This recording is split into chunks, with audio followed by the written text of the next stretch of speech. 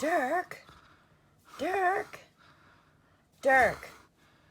You do know Blackburn Rovers are playing on Saturday, don't you?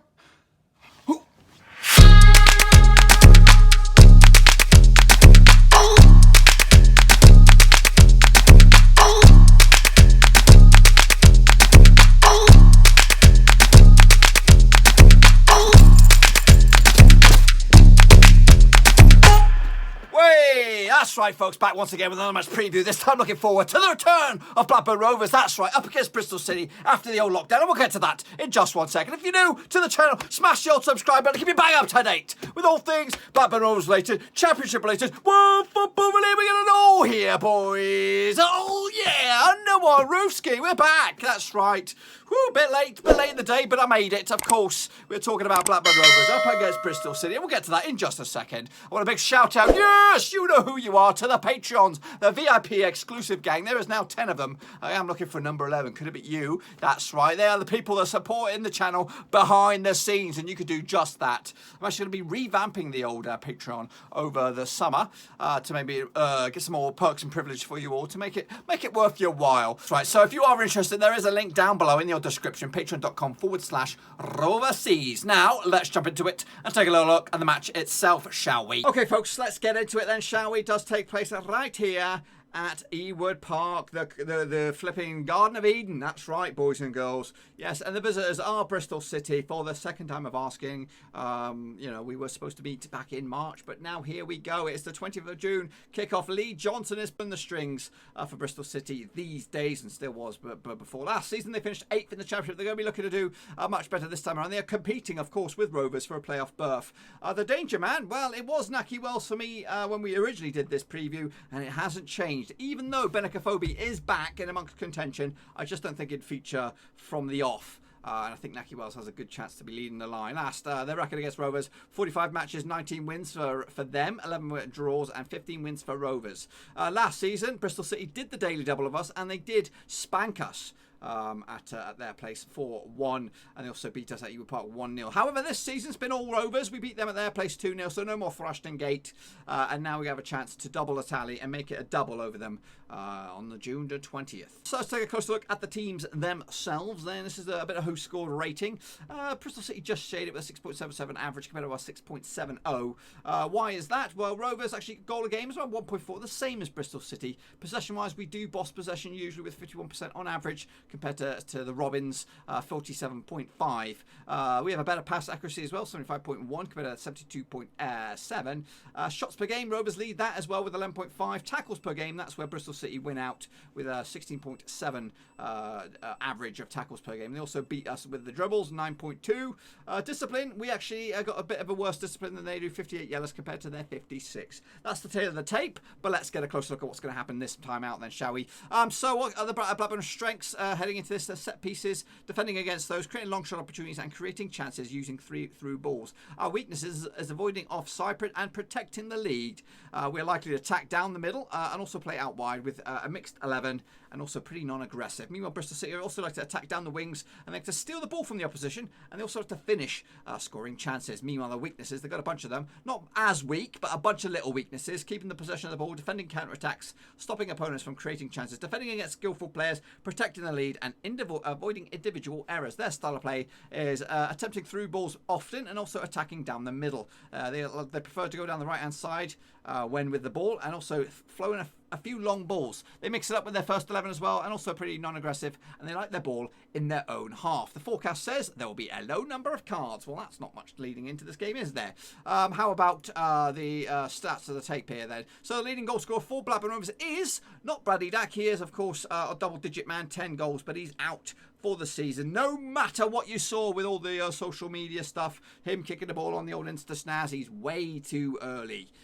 Maybe we'll get lucky halfway through the season, but yes, he's moving and he can kick the ball about, but really he's not ready for first team action, so he will not be there. Armstrong though is the man that we are relying on to score the goals. He's got 12 for this season. Gallagher's got 5 more and he gets double digits. Will he get there? Put your money in your mouth. Where do you think he'll get with his goal tally? Downing has 3. The discipline though, Dowling has 11 yellow cards, Travis has 9, Bennett has 8, and Johnson has 4. As for the Reds, Dak and John Buckley are your mans, and Buckley is on a suspension, the world's longest suspension. He got the red card or got sent off.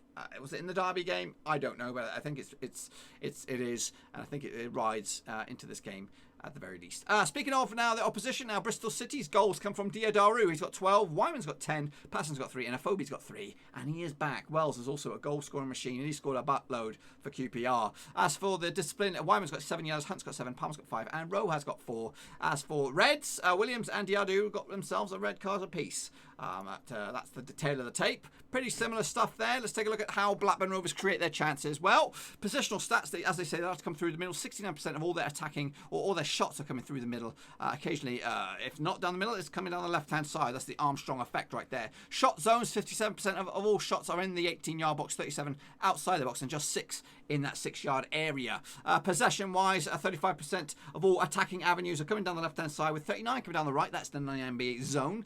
And also, they kept the ball around 41% of the time in that middle third. The opposition, shots like are more often than not coming from the middle, 61%. If not, 22% coming down the left-hand side. Meanwhile, whereabouts are those shots coming from? 52% of those are coming from the 18-yard box or within it, and 42% from outside. The goals scored by Rovers, 32 from open play, 12 from set pieces, 4 for penalties, and 4 big fat OGs. On the flip side, 29 goals have been conceded by open play, 8 penalties, 6 set pieces, 1 counter-attack and 1 OG. Now, how about the opposition? Their statistics-wise, their attacking avenues coming down the right-hand side 42% of the time. So, Rovers, be on your best down that left, our left. 44% of all their attacking zones are in the middle third, or they like to have possession within the middle third. As for the shot direction, 74% within the middle. If not, then it's split even Stevens down the left and right-hand side. 55% of all shots are taken within the 18-yard box, 31% outside, and 14, that's quite a lot, little grey, what they call them? The old groundhoggers or whatever, goal hangers, right? That's a Naki Wells zone right there, but pumping the ball in the back of the net. So the opposition, 65% of their opposition shots have come through the middle and 19 on the right-hand side. 53% of all shots received within the 18-yard box and 37 on the outside. How about their goals? Well, their goals have come from 31 through open play, 14 set pieces, 3 penalties, so 3 own goals, 2 penalties, and 1 counter-attack. Goals conceded, 31 through open play, 10 through set pieces, 5 counter-attacks, 4 penalties, and 3 OG. So Rovers quite more likely to give away a penalty, but who's going to be scoring them? Who never knows. Anyway, let's take a look at the tail of the tape, as in fixture list then, shall we? So coming into this, Rovers, not the greatest bit of form. 1 win in the past 5, picking up 3 draws at the last 4, and also last time out was a spanking by Derby County. That was away though. Hopefully, I was going to say the fans will get behind it, but they won't, because they won't be there.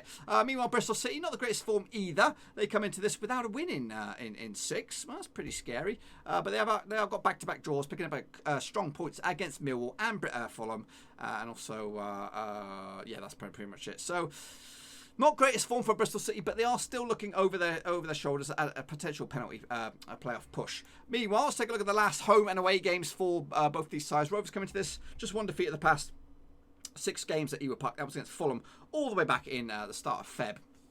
Meanwhile, Bristol City's away days, 2 wins at the past 6. That's not too shabby, folks. However, it's at least 3 games without a win, losing to Leeds, Huddersfield, and picking up a draw against Millwall on the road. How about these last few games between these two sides in all competitions, in all venues? Well, 1 win for Rovers, 3 wins for Bristol City, and 2 draws. They did play earlier in the season at Thrashton Gate, and it was Thrashton Gate no more.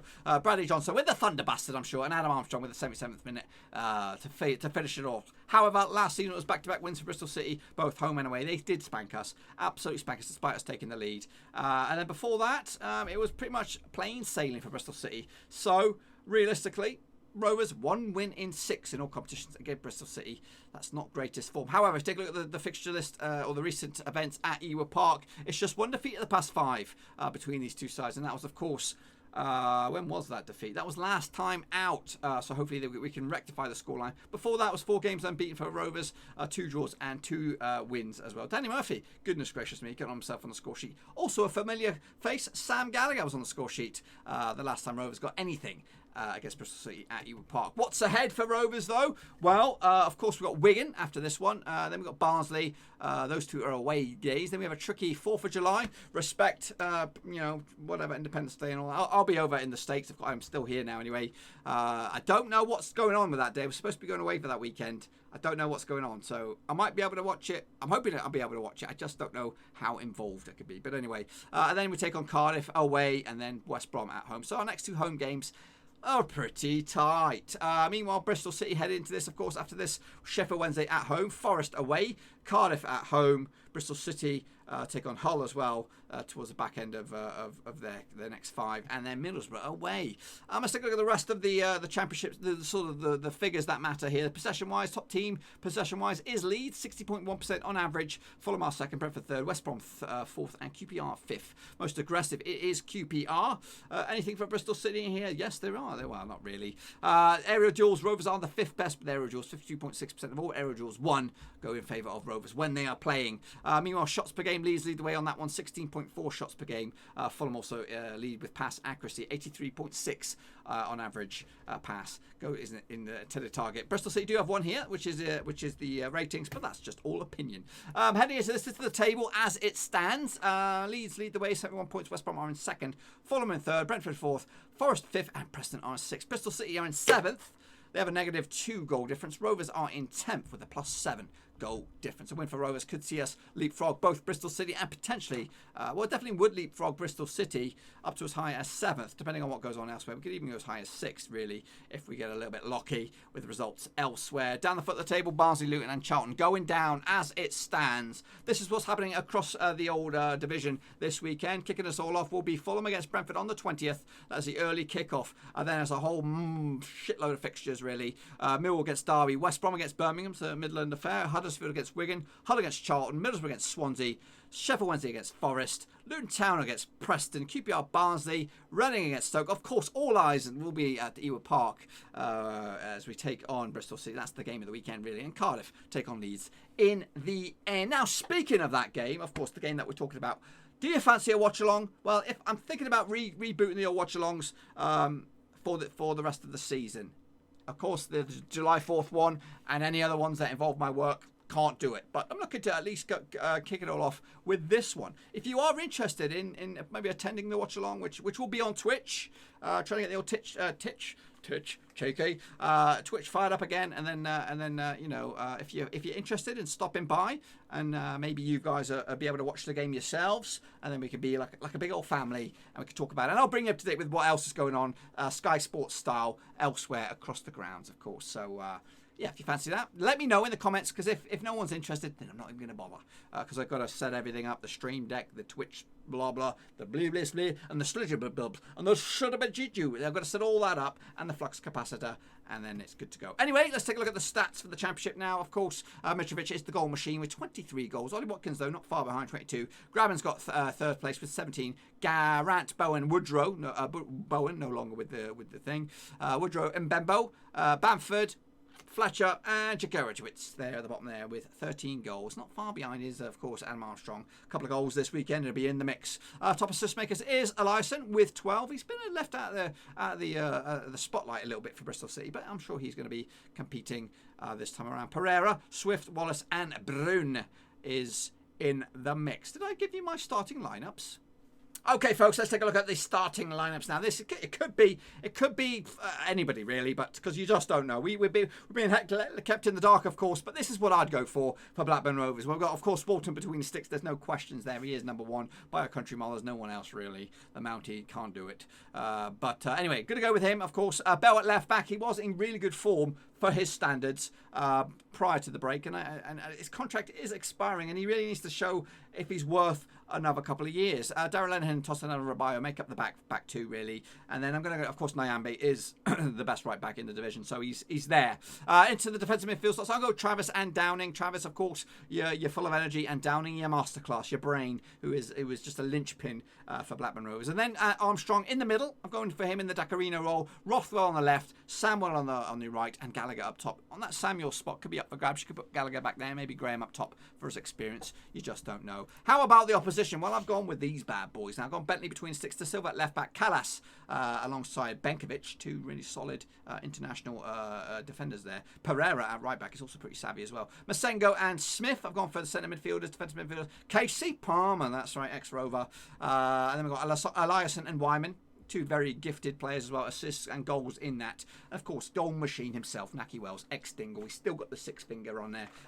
Eventually, they'll get it removed in the old treatment room. But yes, Naki Wells, he'll score goals against us. He always pissing does. And that, my friends, is pretty much all I've got for you. Hopefully you enjoyed the video. If you did, smash that thumbs up. But if you are new, smash that subscribe. New videos every single day on the channel. You can catch my instant reaction shortly after the final whistle come Saturday. And of course, again, if you want to get involved and do the watch along, you can catch me live ripping whatever hair I've got left out against Bristol City. I think it's win or bust, really. We've got to win. We've got to win the next few games realistically if we're going to be in the playoff thing. But you just right now we just don't know. Of course, this is going to be a bizarre scenario for all the teams across the. Some may really blossom with playing without fans in the stands. Some may suck. You might see Leeds, West Brom crumble. You may see Rovers flourish. You just don't know. You just don't know. So yeah, we'll see. And maybe this is the bizarro reset button for the likes of your Derby counties, for your Swanseas, for any other teams that are knocking on the door that have been ruled out, and now they're going to shoot up there with this special bizarro world. Of course, we're going to be looking forward to Wigan next. I'll be doing the match previews shortly after the final whistle. And of course, match predictions on the channel as well. If you want to see them live, let me know in the comment section down below. And again, if you want to join the VIP exclusive gang of Patreons, there is a link down below. Come support the channel in another way, boys and girls. Less than a price of instant cup of coffee. That's what I'm drinking these days because it's cheap shit and I need to keep focused. Anyway, I'll see you all very, very soon. Hopefully you enjoyed this video. I enjoyed making it and I enjoy football like you. Until then, we're out. Thanks again for watching. Please like, share, and most importantly, hit the subscribe button to keep you bang up to date with all things Blackburn Rovers related, championship related, football related. We've got it all covered right under one roof. And while I still have you, please be sure to check out some of the old videos scattered along here. I hope.